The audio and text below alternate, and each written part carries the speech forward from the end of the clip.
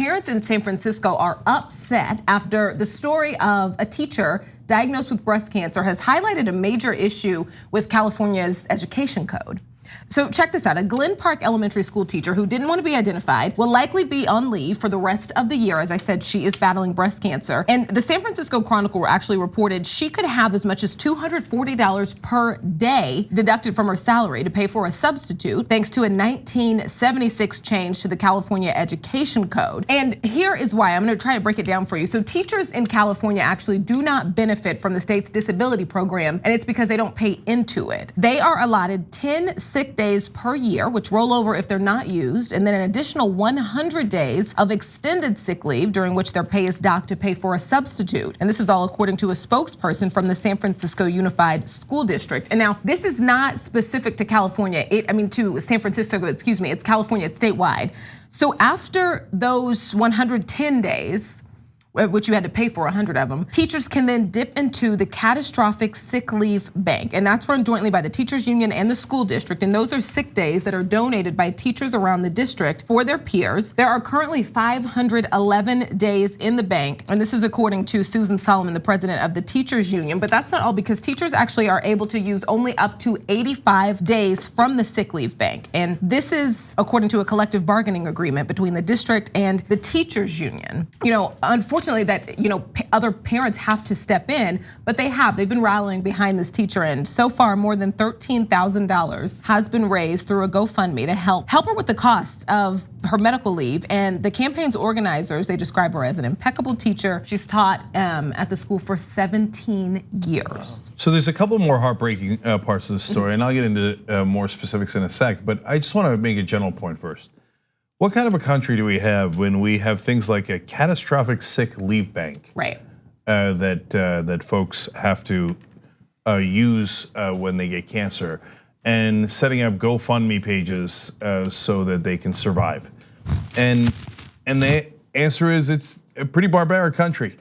So if you're from Europe or Japan or Canada or any other developed nation, you're probably shocked when you find out about the American system, that we just don't care about our citizens. We care about our corporations. We invade countries for them over and over and over again. And if you're a corporate donor, you're gonna get anything you want. But you're a teacher, we're gonna bulldoze you. So this isn't about whether, hey, should they have paid into the state's disability program? It's about who are we as a society? And the answer to that, unfortunately, is not a very good one right now. Yeah, so I come from a family of teachers. I'm a teacher myself in a public university. I know that's not exactly the same as being a public school teacher. I attended and was part and in solidarity with the major UTLA strike that we had recently that was successful. And it's time for those kinds of actions in my mind. As a teacher, we sort of think when we come to this country, when my family came to this country, that when we come here, we sign up for a social contract, which is like put your work in, add value to the society, and you get the basics. The basics are taken care of.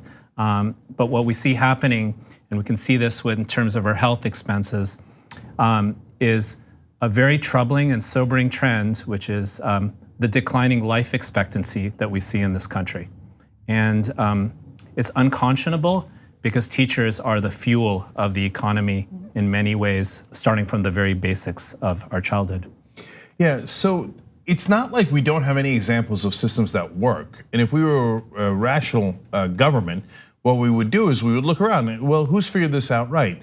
And in the case of healthcare, you might look at Canada, you might look at Japan, and those are interesting examples. They spend half the money we do, they have universal healthcare, they cover everyone and spend less. If you're not curious as to how they do that, well, you got an issue. It's weird if you're not curious about how they do that and whether we could save a lot of money for taxpayers and actually literally live longer. That's something we should care about. In the case of education like this one, Finland has had outstanding results, but not just the fact that they do so well, but the fact that they changed and then did so well. So their education system was not at the top, and they changed a number of things, and now they're in the top 3 very, very consistently. So do they use the same model as some of the other successful countries like South Korea? No, they don't. South Korea works its students to death, if you ask me. And okay, well, that's one model, and they are near the top. And so you can take it or leave it, but it's interesting and you can learn from it. In Finland, you know what they do with their teachers? Exalt them. And they pay them much higher wages. It's one of the best jobs you can get in Finland. I know in America that sounds unbelievable. Like, teacher? Why would we value a teacher? The backbone of all of humanity, essentially, right? One of the best paying jobs, teacher. They're not even a banker, right? I mean, look at how insane our incentive system in America is. So now we got stories like this, where if you get cancer as a teacher, you got to pay for your own substitute teacher. Are there no bounds of reason? And in America, unfortunately, there aren't. We're increasingly working harder, earning less, and living shorter lifespans. And there are a couple studies that are out there that really show the value that teachers provide to a society, and they're twofold. One is they provide great economic value because they allow a workforce to grow, but they allow people, more importantly, to just be intelligent, sentient, conscious, loving human beings. So the psychological impacts of being a teacher are profound on us because the early stages of our lives are so important to who we become. Yeah, sorry, Brooke, go ahead. It just always makes me think that like we are in this place, and we've been for a while though, that people who could be really passionate and students, thinking about their future careers, really passionate about being educators, won't. Yeah. Because why would you? No incentive. Yeah, Jimmy Dore jokes around about how, blaming the teachers is probably the right way to go for all the ills of the country. They're putting all their money, packing it all in the trunk of their Toyota Tercel, he says, right? To quote Jimmy Badley. But we have this system now where, a lot of people in power, when we had the housing crash, didn't blame the bankers who created that crisis through their greed. They blamed the homeowners. And they blame them middle class. And when we have completely falling apart schools, and why are they falling apart? Because we're not funding them in places like California and Alabama. And that's a funny sentence, right? And California should do much better in their public schools, but they have done disastrously. Why? Because of tax cuts for the rich. And so that is a choice that was made. That is why our education system deteriorated, not because of the teachers. That is a preposterous statement, not only on its face, but if you look at the evidence, well, it turns out if you treat teachers well, you have a great education system. So those are facts. And so back to this for a second. She, right after her surgery, a couple days after her surgery, she wrote personalized notes to all 22 of her students, thanking them for working hard, telling them she missed them, and thanking them for their support. And now these parents are raising money through GoFundMe, and they've raised $13,000. But for every GoFundMe story you hear, there's 1,000 you don't hear. So if you look at this, you might think like, oh, look at that. Hey, people stepped up and they're helping her and problem solved. No, the problem's not solved for the other 1,000 teachers you don't see who have cancer all across the country. And because they didn't get a story like this, they didn't get lucky that it went into a newspaper or went on a show like ours, they're going to suffer quietly. And our government, who's supposed to represent the citizens, is never going to come to the rescue. Because unfortunately, right now, we don't have real representatives. We have people who work for their donors. And as long as they keep doing that, as long as we have the wrong incentive structure and the wrong system, we are going to continue to do barbaric things like this, where you say, if you got cancer, you're gonna have to pay for the person filling in for you.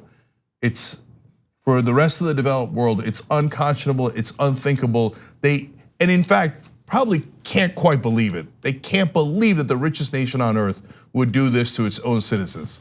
But yes, we do it every day. When you apply the same logic by which a for-profit company makes money to the school system, you have the system that we have here right now, which is the increased privatization of schools, public schools that are getting less funds and resources.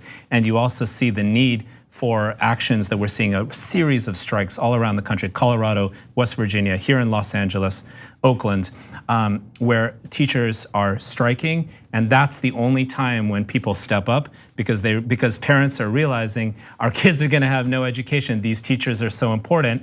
And that's the only way in which I think we're seeing a lot of change happen right now. And that's heartwarming for me.